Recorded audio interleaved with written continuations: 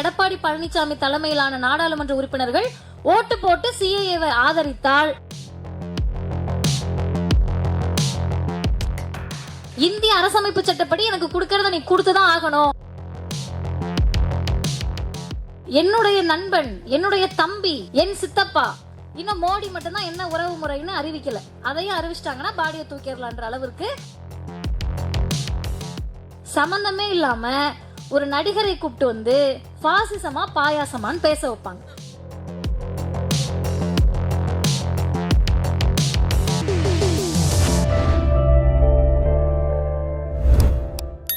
அனைவருக்கும் வணக்கம். மிக சிறப்பாக ஏற்பாடு செய்யப்பட்டு கருஞ்சட்டை பதிப்பகத்தின் சார்பில் பாசிசத்திற்கு எதிரான ஸ்டாலின் குரல் என்ற நூலை வெளியிட்டு சிறப்புரையாற்ற வருகை தந்திருக்கக்கூடிய, இன்றைக்கு வட இந்திய ஊடகங்களின் மூலமாக தமிழ்நாடு பெற்றிருக்கக்கூடிய சுயமரியாதை உணர்வை வட இந்தியாவுக்கும் பரப்பக்கூடிய ஆகப்பெரிய பணியை செய்து கொண்டிருக்கக்கூடிய தமிழ்நாடு அரசின் தகவல் தொழில்நுட்பத்துறை அமைச்சர் பெரு மதிப்பிற்கும் மரியாதைக்கும் உரிய சகோதரர் PTR பழனிவேல் தியாகராஜன் அவர்களே, முன்னிலை ஏற்றிருக்கக்கூடிய பெரு மதிப்பிற்குரிய ஐயா செல்வின் சவுந்தரராஜன் அவர்களே, ஐயா லாரன்ஸ் அவர்களே, வரவேற்புரையாற்றிய மரியாதைக்குரிய சகோதரி சாரதா தேவி அவர்களே, தொகுப்புரையாற்றி இது போன்ற பல நூல்களை தொடர்ந்து தொகுத்து கொண்டிருக்கக்கூடிய ஆகப்பெரிய பணியை செய்து கொண்டிருக்கக்கூடிய அண்ணன் இக்லாஸ் ஹுசேன் அவர்களே, இந்த நிகழ்வில் நன்றி உரையாற்ற இருக்கக்கூடிய கருஞ்சட்டை பதிப்பகத்தின் தொடர்ந்து இதன் மூலமாக எனக்கு தெரிந்து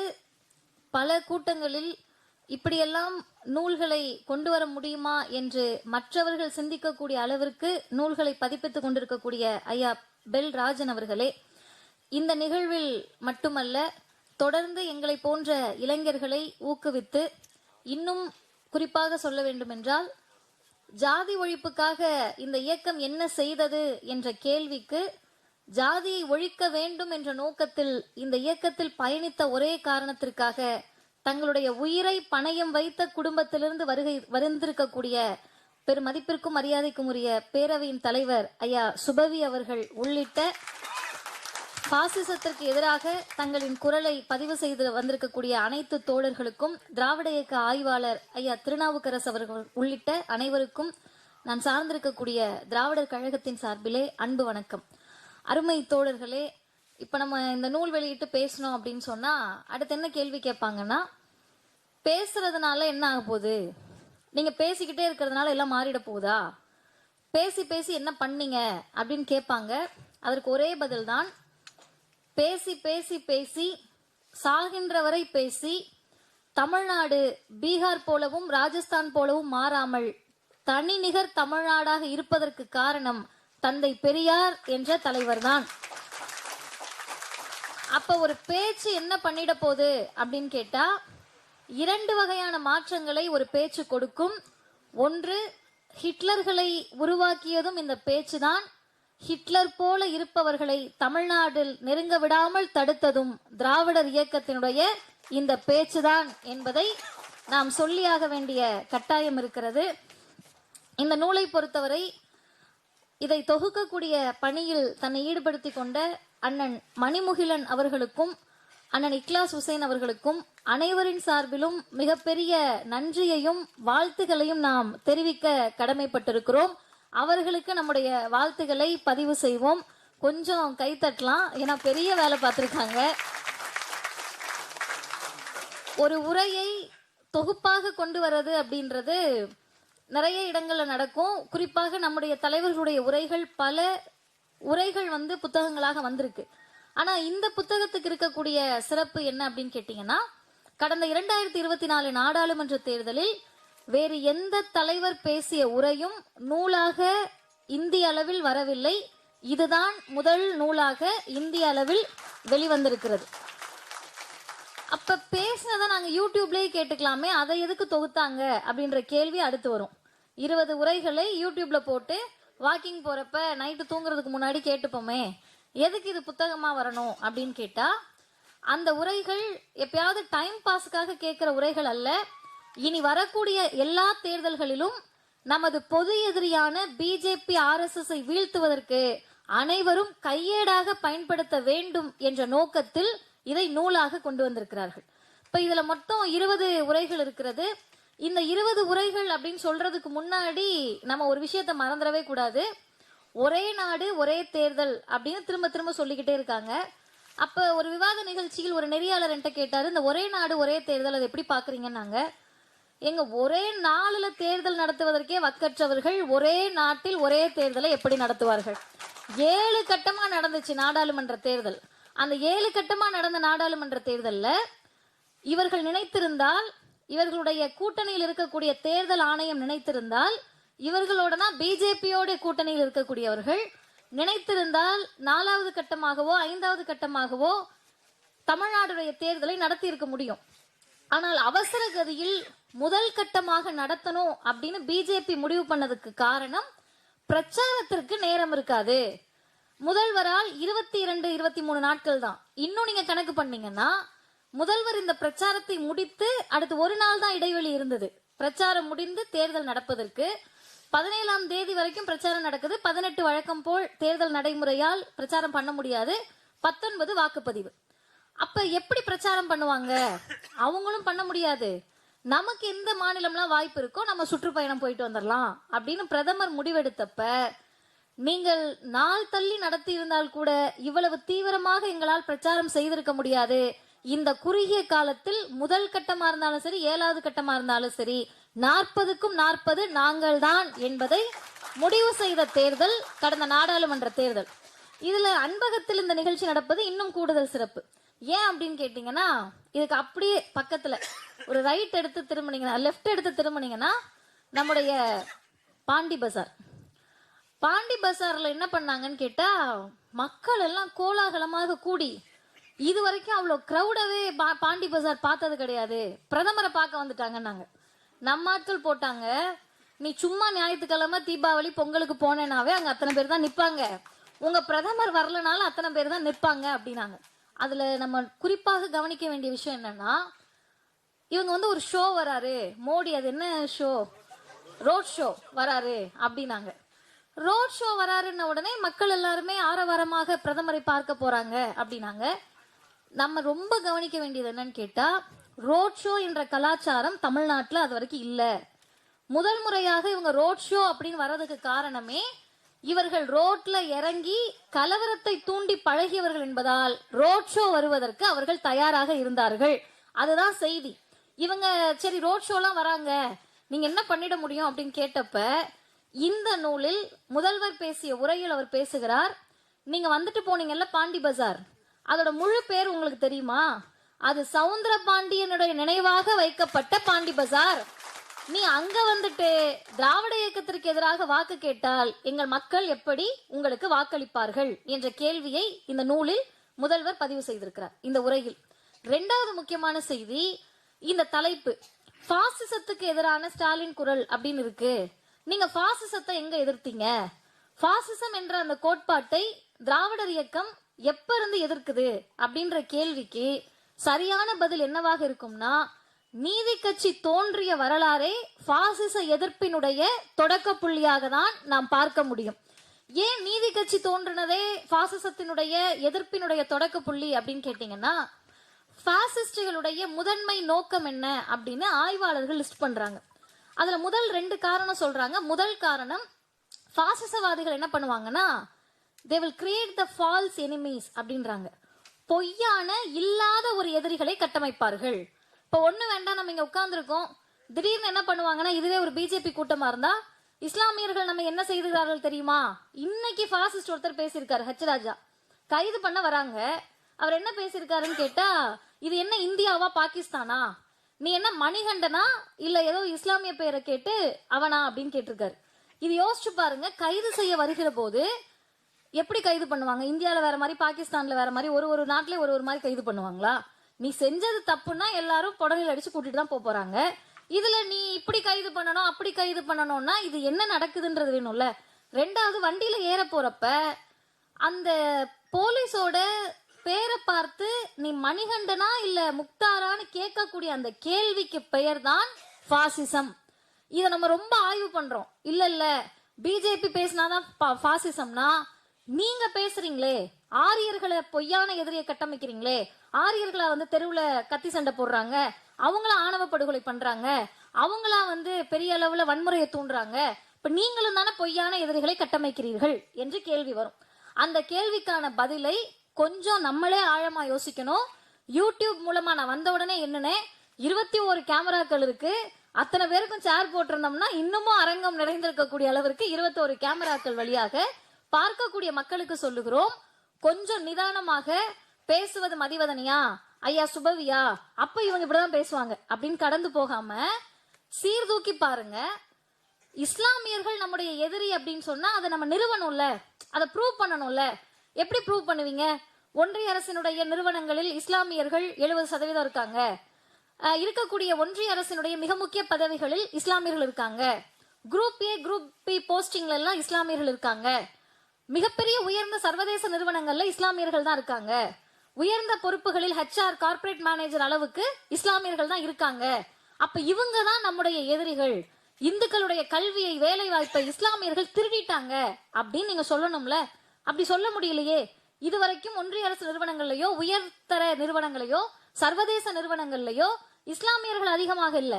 இப்ப நாங்க காரணத்தோடு சொல்றோம், இந்த மண்ணை செம்மைப்படுத்தி செழுமைப்படுத்தி கல்வி வாய்ப்பை, வேலை வாய்ப்பை உருவாக்கி, பார்ப்பனர் அல்லாதார் என்ற கட்டமைப்பை உருவாக்கி, பார்ப்பனர் தான் பொது எதிரி என்பதை அடையாளப்படுத்தி, நீ இன்னைக்கு படிக்காம இருக்க, நீ இன்னைக்கு கீழ்நிலையில இருக்கன்னு சொன்னா, இன்னைக்கு வேணா நீ ஆண்ட ஜாதி பெருமை பேசலாம்.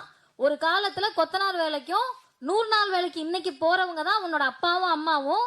யாருமே இங்க ஆண்டவர்கள் கிடையாது, எல்லாருமே அடிமை ஜாதிகளாக இருந்தவர்கள் தான் என்பதை உணர்த்தி, எல்லா இன்ஸ்டிடியூட்லயும் ஒன்றிய அரசினுடைய மிக உயர்ந்த பதவியிலிருந்து சாதாரணமாக இருக்கக்கூடிய பிரைவேட் கம்பெனியுடைய ஹெச்ஆர் வரை நீக்கமர நிறைந்திருப்பது 3% ஆரிய பார்ப்பனர்கள் தான் என்பதை உணர்த்தி இருக்கிறோம்.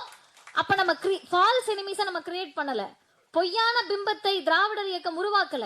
இருக்கக்கூடிய பிம்பத்தை சொல்லுகிற போது பார்ப்பனர்கள் டைவர்ட் பண்றதுக்காக இல்ல நம்முடைய எதிரிகள் இவங்க கிடையாது, ஓபிசியும் எஸ்சி எஸ்டியும் அடிச்சுக்க, நீ அடிச்சுக்கிட்டனாதான் நான் என்ன பண்ணிட்டு இருக்கணும் காலங்காலமா அதை பண்ண முடியும்னு சொல்றப்பதான் முதல்வர் அவர்கள் அவருடைய தேர்தல் பிரச்சாரத்தில் மிக அழுத்தமாக பதிவு செய்கிறார்.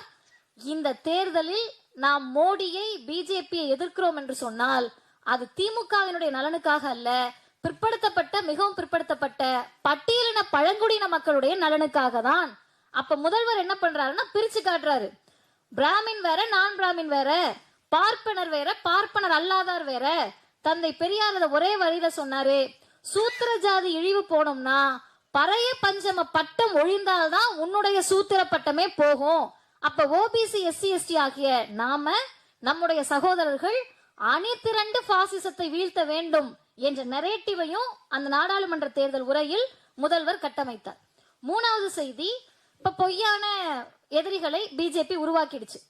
எவ்வளவு தூரம் உருவாக்கி இருக்காங்கன்னா, ஒரு 15 வயசு பையன் கார்ல போறப்ப கறி எடுத்துட்டு போறாரு. கறி எடுத்துட்டு போனாருன்னு சொல்லி லிட்டரலா சுட்டுறாங்க அவனை. அவங்க சுட்ட பிறகு பார்த்தா அந்த பையன் கையில கறியே கிடையாது. இப்ப நம்ம என்ன கேட்கிறோம்னா, ஒருவேளை அது மாட்டுக்கறியாகவே இருந்தாலும் வீதியில் போகக்கூடிய மாணவனை சுட்டு தள்ளுவதற்கு பெயர் பாசிசம் இல்லாமல் அதற்கு என்ன பெயர் வைப்பீர்கள் என்ற கேள்வியை நம்ம கேட்கணுமா வேணாமா? இதை கேட்கிறப்பதான் அடுத்து முக்கியமானது, பாசிஸ்டுகளுக்கு இருக்கக்கூடிய அந்த அறிகுறி என்னன்னு கேட்டா, பாசிசவாதிகள் அவங்களுடைய சிந்தனையை பரப்புவதற்கு இந்த சின்ன சின்ன நாடுகள் எல்லாம் எப்படி கைப்பற்றி அவர்களையும் நமக்கு அடிமையாக்குறது அப்படின்றதுல அவங்க எடுக்கக்கூடிய மிகப்பெரிய உக்தி என்னன்னு கேட்டா, முன்னரே அடிமையாகுதல். இன்னும் முன்னரே அடிமையாகுதல்னா, உங்களுக்கு புரியுற மாதிரி எக்ஸாம்பிளோட சொல்லணும்னா, சிஏஏ குடியுரிமை திருத்த சட்டத்தை கொண்டு வர போறோம் அப்படின்னு எஜமானர்கள் சொல்றதுக்கு முன்னாடி எடப்பாடி பழனிசாமி தலைமையிலான நாடாளுமன்ற உறுப்பினர்கள் ஓட்டு போட்டு சிஏஏவை ஆதரித்தால் அதற்கு பெயர் தான் பாசிசத்திற்கு முன்னரே அடிமையாகுதல் அப்படின்னு. இன்னமும் புரியுற மாதிரி சொல்லணும்னா, சங்கிகள் என்றால் சக நண்பன் என்று காலிலேயே விழுந்து விடுவதுதான் பாசிசத்திற்கு மிக நெருக்கமாக பயணிப்பது. அப்ப இந்த முன்னரே அடிமையாதல் அப்படின்றத எதிர்த்து நின்றவர் தமிழ்நாட்டினுடைய முதலமைச்சர் தளபதி ஸ்டாலின் என்பதை எந்த கட்சியில் இருந்தாலும் நாம் ஏற்றுக்கொண்டுதான் ஆக வேண்டும். நான் அடிமையா இருக்க முடியாதுன்னு அவர் டிக்ளேர் பண்றாரு. உனக்கு நான் அடிமையா இருக்க முடியாது, நீ யாரா வேணா இருந்துட்டு போ, நான் ஒன்றிய அரசு அப்படின்னு சொல்லாம நான் மத்திய அரசு, நீ மத்தியஸ்தம்லாம் பண்ண முடியாது, நீ வந்து எங்களுக்கு கொடுக்கணுமா வேணாமான்னு டிஸ்கஷனே கிடையாது. இந்திய அரசமைப்பு சட்டப்படி எனக்கு கொடுக்கறத நீ கொடுத்துதான் ஆகணும்.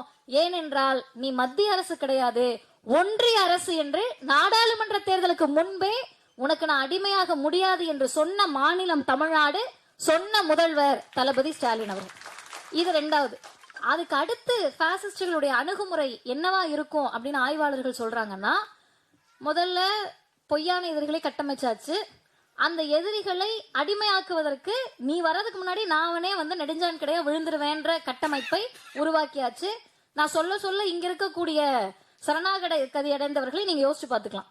இங்க போறோம் அப்படின்னு சொன்னாவே நான் யாரை பார்க்க போறேன், என்னுடைய நண்பன், என்னுடைய தம்பி, யாரு யாரோ, என் சித்தப்பா, இன்னும் மோடி மட்டும்தான் என்ன உறவு முறைன்னு அறிவிக்கல, அதையும் அறிவிச்சிட்டாங்கன்னா பாடியை தூக்கிடலான்ற அளவிற்கு எல்லாரையும் அறிவிச்சாச்சு.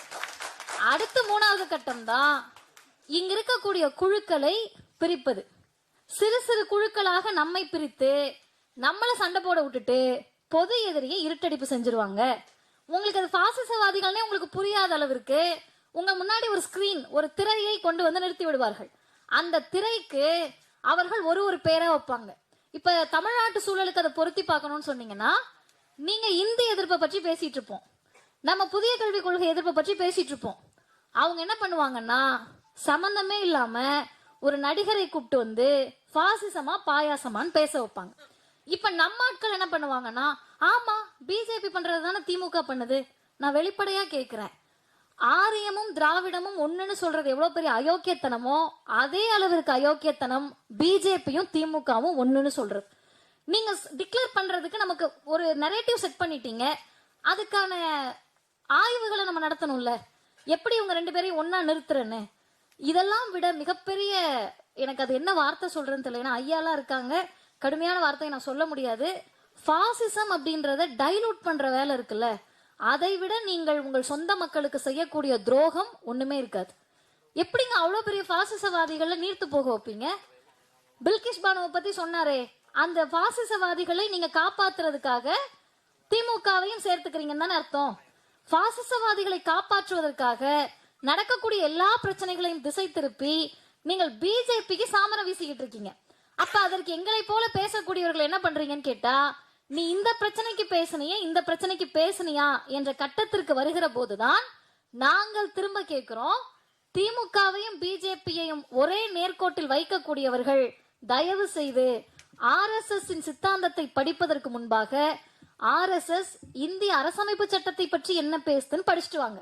படிச்சுட்டு வந்த பிறகு நீங்க பாசிசவாதிகள் தான் திமுகன்னு சொல்லுங்க. அதை படித்து விட்ட பிறகு திமுகவுடைய தேர்தல் அறிக்கையை வாசிங்க. தேர்தல் அறிக்கைலாம் வாசிக்க உங்களுக்கு நேரம் இருக்காது, அதை யாராவது வாசிச்சு உங்களுக்கு எழுதி கொடுக்கறவருக்கு தான் நேரம் இருக்கும். அதனால அதை விட்டுருவோம். என்ன செஞ்சிருக்குன்னு உங்களுக்கு தெரியும்ல, டிவி பாப்பீங்கல்ல. இப்ப மகளிர் உரிமை தொகை, புதுமை பெண் திட்டம், நான் முதல்வன், தமிழ் புதல்வன், காலை உணவு திட்டம், இந்த மாதிரி விஷயங்கள்லாம் சும்மா போற போக்கிலேயே உங்களுக்கு தெரிஞ்சிருக்கும்ல தமிழ்நாடு முழுவதும். அதை அடுத்து கொண்டு வாங்க. அதுக்கு முன்னாடி இந்திய அரசமைப்பு சட்டத்தை பற்றி என்ன சொல்லுச்சு RSS? புரட்சியாளர் அம்பேத்கர் அவர்கள் இந்திய அரசமைப்பு சட்டத்தை எழுதுகிற போது அவர் ரொம்ப தெளிவாக சொன்னார், இந்த அரசமைப்பு சட்டம் பிளெக்சிபிளா இருக்கணும்னாரு.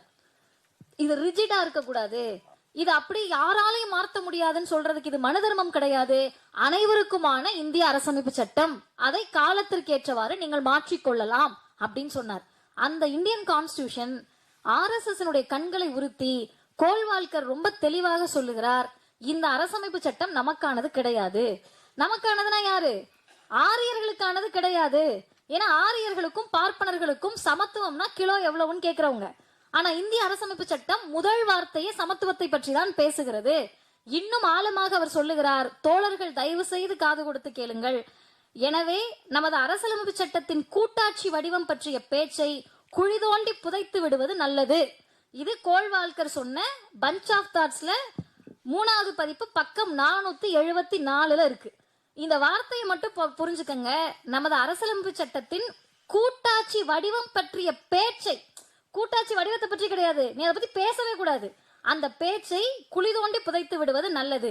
தன்னாட்சி அல்லது அரை தன்னாட்சி பெற்ற மாநிலங்களின் இருப்பை, அதாவது தமிழ்நாடு போன்ற மாநிலங்களை இருந்த இடம் தெரியாமல் அழித்து விட வேண்டும். ஓர் அரசின் பாரதத்தின் கீழ் இவை அனைத்தும் கொண்டு வரப்பட வேண்டும். ஒரே நாடு ஒரே தேர்தல். அடுத்து, ஒன்றுபட்ட அரசு வடிவத்தை நிறுவ நாம் அரசியலமைப்பு சட்டத்தை மறு ஆய்வு செய்து மறுவரைவு செய்ய வேண்டும். இதுக்குதான் அம்பேத்கர் சொன்னாரு, என்ன பாடுபட்டாவது உயிரை கொடுத்தாவது இந்து ராஷ்டிரம் அமைவதை தடுத்து நிறுத்த வேண்டும். அம்பேத்கர் கனவை நனவாக்கிய மாநிலம் தமிழ்நாடு. இந்து ராஷ்டிரத்தை நாங்கள் நெருங்க விடவில்லை. அம்பேத்கர் பேசியதை சொன்னதை 40க்கு 40 ஒரு இடம் கூட இந்துத்துவவாதிகளான RSS வாதிகளான பிஜேபியை நாங்கள் தமிழ்நாட்டில் காலூன்ற விடவில்லை என்று முத்துவேல் கருணாநிதி ஸ்டாலின் உலகத்திற்கு சொல்லுகிறார். இதுல இந்த 3 வரிகளை நான் கொஞ்சம் ஒரு எடுத்துக்காட்டு சொல்லி 5 செய்திகளோடு நிறைவு செய்கிறேன். முதல் செய்தி, இந்த தன்னாட்சின்ற வார்த்தை ஏன் RSS உறுத்துது அப்படின்னு கேட்டீங்கன்னா, நீங்கள் தன்னாட்சின்னு வந்துடுறப்பயே உங்க மாநிலத்துக்கான சுயமரியாதையை பேச ஆரம்பிச்சிருவீங்க. நீங்க தன்னாட்சின்னு வர்றப்பயே உங்க மாநில மக்களுக்கான உரிமையை பேச ஆரம்பிச்சிருவீங்க. தன்னாட்சின்னு வர்றப்பயே மாநில சுயாட்சியை பேச ஆரம்பிச்சிருவோம். இப்ப சொல்லுங்க, நியாயவான்கள் ஒன்று கூடி பேசி ஒரு முடிவுக்கு வாங்க. தன்னாட்சியை பேசக்கூடிய திமுகவும் பாசிசவாதிகள், தன்னாட்சி இருக்கக்கூடாதுன்னு சொல்ற பிஜேபியும் பாசிசவாதியா? நீ எல்லாம் மாநில உரிமையை பேசக்கூடாதுன்னு சொல்லக்கூடிய பிஜேபியும் பாசிசவாதி, மாநில உரிமையை பாதுகாக்க என் பதவி போனாலும் பரவாயில்லை என்று சொல்லக்கூடிய முதல்வரும் பாசிசவாதியா? அதற்கு அடுத்து முக்கியமானது, சரி இதெல்லாம் எப்படி செய்வீங்க? இப்ப 1925 இந்த வருடம் 100ஆண்டு விழா RSSக்கு. இன்னும் கொடுமைகளை, கடுமையான கொடூரங்களை செய்வதற்கு அவங்க தயாரா இருக்காங்க. அப்ப இந்த 100ஆண்டு விழா அப்படின்னா 1925ல இங்க இருக்கக்கூடிய பிஜேபி அண்ணனுகள் தம்பிகள்லாம் புரிஞ்சுக்கணும், நமக்கெல்லாம் அங்க இடமே இல்லை. அப்ப RSS முழுக்க பார்ப்பனர்கள் மட்டும்தான் இருந்தாங்க. அதுக்கு பிறகுதான் முடிவெடுக்கிறாங்க, இப்படியே நம்ம எல்லாம் பூணூல் கோஷ்டியா இருந்தோம்னா எந்த மாநிலத்திலையும் நம்ம போய் கால் ஊன்ற முடியாதுப்பா, கொஞ்சம் நம்ம ஆட்கள் விலை போகக்கூடியவங்களை கூப்பிட்டுக்கங்க, சீமான் போன்ற ஆட்களை எல்லாம் கூப்பிட்டுக்கங்கன்னு அன்னைக்கு சொல்றாங்க. சொல்லி எல்லாரும் கூப்பிட்டப்பதான் இவர்கள் ஒரு முடிவுக்கு வருகிறார்கள், அந்தந்த மாநிலத்திற்கு ஏற்றவாறு தத்துவத்தை மாற்றுவது. இப்ப நீங்க பீகார்ல பேசுற தத்துவத்தையே RSS தமிழ்நாட்டுல பேசாது. அங்க அவர்களுக்கு இஸ்லாமியர்களை கூறு போடுகிறார்கள்னா இங்க தலித்துகளையும் பிற்படுத்தப்பட்ட மிகவும் பிற்படுத்தப்பட்டவர்களையும் கூறு போடுவாங்க, தனித்தனியா பிரிப்பாங்க. அப்ப கோல்வால்கர் சொல்லக்கூடிய அடுத்த முக்கியமான செய்தி, இதை மாற்றி அமைப்பதற்கு முன்னால் எதெல்லாம் மாத்தணும், எப்படி மாத்துறது? டக்குன்னு போய் தன்னாட்சியை மாத்திர முடியுமா? பள்ளிக்கூடங்கள்ல இருந்து அதை மாத்தணும். NCERTன்னு சொல்லக்கூடிய இன்றைக்கு CBSE சிலபஸ்ல அவங்க கை வைக்கிறது அதுக்காக தான். நீங்க நல்லா பாருங்க, அரசு பள்ளி பாட புத்தகத்தில் சமச்சீர் கல்வியில நம்ம பிள்ளைக்கு பிறப்புக்கும் எல்லா உயிருக்கும்னு சமத்துவத்தை சொல்லி கொடுப்போம். CBSE பாடத்திட்டத்துல ஹூ ஆர் சூத்ராஸ்னு கேள்வி கேட்பாங்க. இதுதான் பிஜேபி கையில் இருக்கக்கூடிய பாடத்திட்டத்துக்கும் தமிழ்நாட்டு பாடத்திட்டத்துக்கும் வித்தியாசம். இப்ப சொல்லுங்க, யார் சூத்திரர்கள்னு ஜாதியை பேசக்கூடிய பிஜேபியும் பிறப்புக்கும் எல்லா உயிருக்கும் என்று சொல்லக்கூடிய திராவிடமும் ஒன்றா? அதை ஒன்றாக நிறுத்துகிறீர்கள்னு சொன்னா நீங்க என்ன தெரியுமா வேலை பார்த்துட்டு இருக்கீங்க? பிஜேபி பக்கம் தமிழ்நாட்டு மக்கள் திரும்பாம அவங்களை காப்பதற்காக உங்கள் உயிரை விடவும் நீங்கள் தயாராகி விட்டீர்கள். அதுதான் பாசிசம். தேசம் தேசியம் என்ற பெயரில் தங்களை கூட காவு கொடுப்பதற்கு தயாரானவர்களை உருவாக்குவதற்கு பெயர்தான் பாசிசம். அப்படி உருவாகி நிற்கிறீர்கள். அடுத்து, பெண்கள் சார்ந்த பிரச்சனைகளை இவர்கள் எப்படி அணுகுகிறார்கள்? பெண்கள் சார்ந்த பிரச்சனைனா இங்க நிறைய இளைய பெண்கள் வந்திருக்கோம்.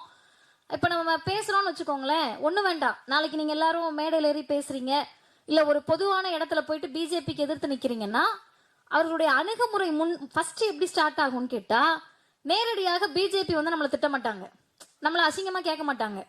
இங்க இருக்கக்கூடிய காசுக்கு கூலிக்கு மாரடிக்கக்கூடிய அல்ற சில்றீங்கெல்லாம் வந்து நம்மள கேள்வி கேட்பாங்க. நீ என்ன பண்ணன்னு எனக்கு தெரியாதா? உன்னை பத்தி எனக்கு தெரியாதா? உங்க அப்பா யாருன்னு தெரியாதா? உங்க அம்மா யாருன்னு தெரியாதா? நான் வெளிப்படையா சொல்றேன், உனக்கு யாரையும் தெரியாது. தெரிஞ்சா நீ எப்படி எங்களை பத்தி பேசுவ? உனக்கு யாரை பற்றியும் தெரியாது, அதனாலதான் பேசுற. அப்ப முதல் வேலை, பாசிசவாதிகள் ஏன் பெண்களை டார்கெட் பண்ணுவாங்கன்னு கேட்டா, பாசிசவாதிகள், இந்தியாவின் பாசிசவாதிகளுடைய முக்கியமான நூல் என்னன்னு கேட்டா மனுதர்மம். மனுதர்மம் என்ன சொல்லுதுன்னா, பெண்கள் சுதந்திரமா இருக்கிறதுக்கு லாயக்கற்றவர்கள்னு சொல்லுது. நீ எல்லாம் எந்த காலத்துல சுதந்திரமா இருக்க கூடாதுன்னு. நமக்கு சொத்துரிமை கொடுக்காம இருந்ததுக்கு அதுதான் காரணம், அரசியல் உரிமை கொடுக்காம இருந்ததுக்கும் அதுதான் காரணம், படிக்க விடாம இருந்ததுக்கு அதுதான் காரணம். அனைத்திற்கும் மனுதர்மம் காரணம். அதை அவர்கள் இந்த காலத்துக்கு ஏத்த மாதிரி எப்படி பண்றாங்கன்னா, படிச்சுட்டீங்க, வேலைக்கு வந்துட்டீங்க, வேலைக்கு வந்ததுனால தானே வாய் பேசுறீங்கன்னு சொல்லி, அருமை தோழர்களே, 2017 இருந்து 2022 வரை அந்த 5 வருஷத்துல 2 கோடிக்கும் மேலான பெண்கள் லேபர் ஒர்க் போர்ஸ்ல இருந்து வெளியே வந்திருக்காங்க. உழைக்கக்கூடிய மகளிர் அவர்களுடைய வேலை பார்க்கக்கூடிய அந்த இடத்திலிருந்து இந்திய தொழிலாளர் படைன்னு சொல்லக்கூடிய உழைக்கக்கூடிய மக்கள் வெளியே வந்திருக்காங்க. அந்த பெண்கள் வெளியேறினது ரொம்ப தற்செயலாக நடந்தது கிடையாது. திட்டமிட்டு பெண்களை ஒரு இடமாக இவர்கள் வெளியேற்றுகிறார்கள். அதனுடைய மிகப்பெரிய எடுத்துக்காட்டு தான் மல்யுத்த வீராங்கனைகளுக்கு நடந்தது. அதனுடைய மிகப்பெரிய எடுத்துக்காட்டு தான் நீங்க பெண்களுக்கு எதிராக வன்முறை நடக்குதுன்னு குரல் கொடுத்தீங்கன்னா அதை நீர்த்து போக செய்வதற்காக பிஜேபி எம்எல்ஏ எம்பிஏ வீதிக்கு வருவாங்க. இது பாசிசமும் பாயாசமும் ஒன்னா? தமிழ்நாட்டினுடைய அமைச்சரை நான் மேடையில் வச்சுட்டே சொல்றேன், ஏதாவது ஒரு பெண்ணுக்கு எதிராக பாலியல் வன்கொடுமை நடந்துட்டா திமுகவுடைய அமைச்சர்களும் சட்டமன்ற உறுப்பினர்களும் யாராவது ஒருத்தர் வீதியில் இறங்கி பாதிக்கப்பட்ட பெண்ணுக்கு எதிராக திமுக கொடியை தூக்கினால் அடுத்த நாள் அவங்க கட்சி பொறுப்பிலிருந்து நீக்கப்படுவார்களா? மாட்டார்கள். எங்க எடுத்துக்காட்டு சொல்லுங்க. விழுப்புரத்தில் ஒரு பெண்ணுக்கு பாலியல் வன்கொடுமை நடக்குது. சட்டமன்றத்திற்குள் நின்று முதல்வர் சொன்னார், என் கட்சியை சேர்ந்தவங்களாகவே இருந்தாலும் நான் தண்டனை வாங்கி கொடுப்பேன், கட்சி பொறுப்பிலிருந்து அவரை நீக்குகிறேன் என்று முதல்வர் சொன்னார். இவங்க 2 பேரையும் ஒரே தட்டுல வைக்கிறீங்கன்னு வச்சுக்கோங்களேன். உங்க நோக்கம் என்ன தெரியுமா? பில்கிஸ் பானுவை மறக்கடிப்பதற்கு நீங்கள் இருவரையும் ஒரே தட்டில் நிறுத்துகிறீர்கள். மல்யுத்த வீராங்கனைகள் பிரச்சனையை திசை திருப்புவதற்கு நீங்கள் இருவரையும் ஒரே தட்டில் நிறுத்துகிறீர்கள்.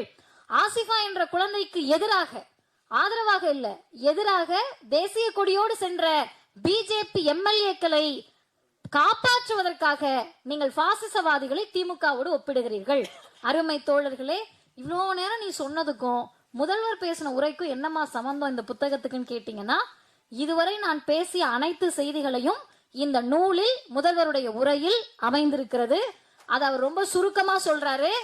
4 வார்த்தையில் பிஜேபியை முதல்வர் டிஃபைன் பண்றாரு. முதல்வர் மட்டுமல்ல, நாம் அனைவருமே அப்படிதான் டிஃபைன் பண்றோம்.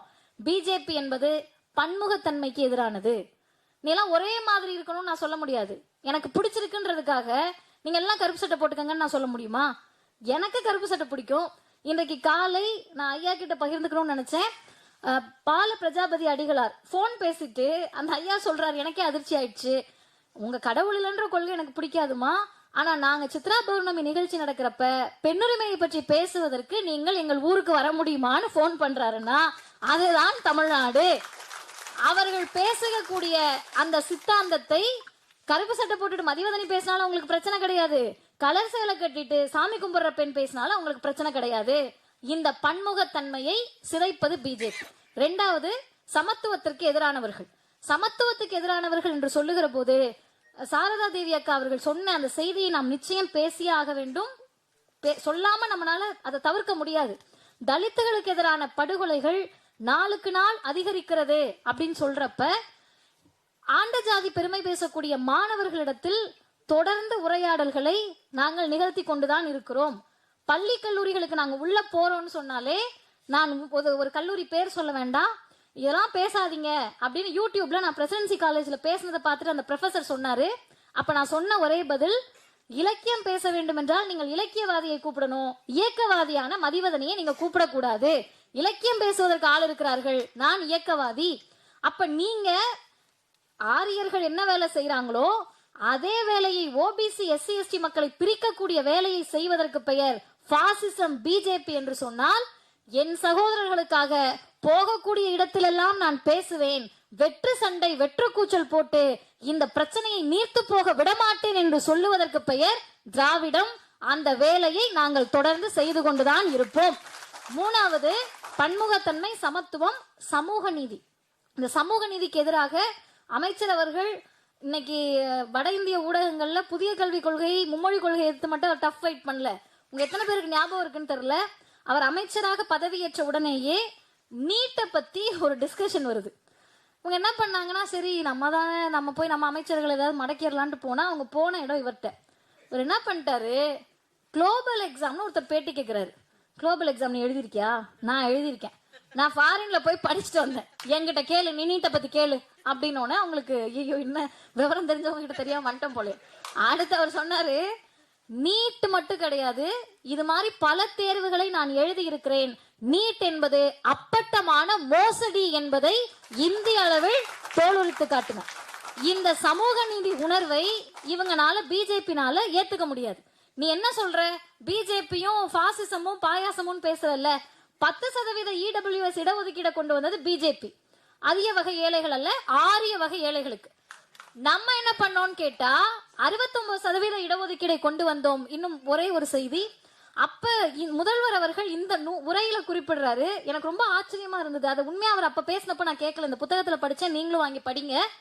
மருத்துவர் ராமதாஸ் மீது எனக்கு மரியாதை இருக்கிறது. யோசிச்சு பாருங்க, ஜாதிய திமிரோடு ஜாதிய எண்ணத்தோடு ஜாதியவாதிகளை, இன்னும் சொல்லணும்னா ஜாதியவாதிகளை அல்ல, மனித உருவங்களில் மிருகங்களை உருவாக்கி கொண்டிருக்கக்கூடிய பல பேருக்கு மத்தியில ஒரு மேடையில ஏறி சொல்றாரு, ஐயா ராமதாஸ் அவர்களே, சமூக நீதியை பத்தி மறந்துட்டீங்களா? கலைஞர் இடஒதுக்கீடை உங்களுக்கு கொண்டு வந்த போது நீங்க என்ன சொன்னீங்க ஞாபகம் இருக்கா? இந்த இடஒதுக்கீடு இல்லைன்னு சொன்னா எந்த ஊர்ல நாங்கெல்லாம் வயல் வரப்புல எங்க பிள்ளை வேலை பார்த்துட்டு இருக்கோம் தெரிஞ்சிருக்காதுன்னு சொன்னீங்களே. இன்றைக்கு அந்த இடஒதுக்கீடுக்கு எதிராக இருக்கக்கூடிய பிஜேபி கூடவா மருத்துவர் ராமதாஸ் நிற்கிறீர்கள் என்ற கேள்வியை முதல்வர் கேட்டிருக்கிறார். இதே கேள்வியதான் இன்றைக்கு ஆண்ட ஜாதி பெருமை பேசக்கூடிய இளைஞர்களை நோக்கி நாங்கள் கேட்கிறோம்.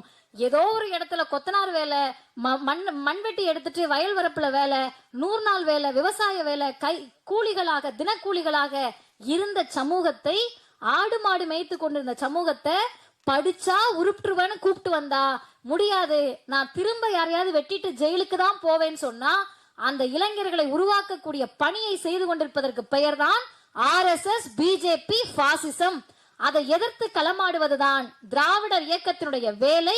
இது அனைத்தையும் இந்த நூலில் முதல்வர் பேசி இருக்கிறார். ஒரே ஒரு செய்தியோடு நான் நிறைவு செய்கிறேன். இந்த நூலை நாங்க ஏன் படிக்கணும்? நீங்க திகாக்காரவங்க, பேரவைக்காரவங்க, வந்திருக்க பாதி பேர் திமுக காரவங்க, நாங்க படிக்கணும். இந்த யூடியூப்ல கேட்டுட்டு இருக்கிற மக்கள் எதுக்கு படிக்கணும்னா, மக்கள் படிக்கிறாங்களோ இல்லையோ, ஏதோ ஒரு வகையில் காசுக்காக பிஜேபிக்கு சாமரம் வீசுறீங்கல்ல, தயவு செஞ்சு படிங்க. ஏன் படிக்க சொல்றேன்னா, நீங்கள் எங்களை எவ்வளவு இகழ்ந்தாலும் சரி, பேசினாலும் சரி, அடுத்த நொடி செத்தால் கூட மதிவதனி மனநிறைவோடு சாவேன். இந்த மக்களுக்காக பேசிக்கிட்டே இருந்தேன்ப்பா, அதனால நான் நிம்மதியா சாவேன்.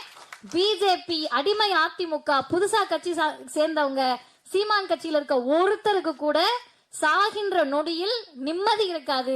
ஏன் இருக்காதுன்னு கேட்டா, நீங்க நிற்பது உங்கள் பிள்ளைகளுடைய கல்வியை காவு வாங்கக்கூடிய புதிய கல்விக் கொள்கையை கொண்டு வந்த பாசிச பிஜேபியோடு, உங்கள் பிள்ளைகளுடைய கல்வியை காவு வாங்குவதற்காக கொண்டு வரப்பட்ட திணிக்கப்படக்கூடிய இந்தியை பாதுகாக்கக்கூடிய பிஜேபியோடு. இன்னும் சொல்லுகிறேன், பெண் பிள்ளைகளை வீட்டில் வைத்திருக்கிறீர்கள், உங்கள் பெண் பிள்ளைகளை என்னனாலும் பண்ணலான்ற துணிச்சலை தரக்கூடிய பாசிச பிஜேபியோடு நிற்கிறீர்கள். நாங்கள் அறத்தின் பக்கம் நிற்கிறோம், சமத்துவத்தின் பக்கம் நிற்கிறோம், சமூக நீதியின் பக்கம் நிற்கிறோம். இது அனைத்தையும் பேசக்கூடிய இந்த நூலை வாங்குங்கள், படியுங்கள், மற்றவருக்கும் பரிசளியுங்கள். நன்றி, வணக்கம்.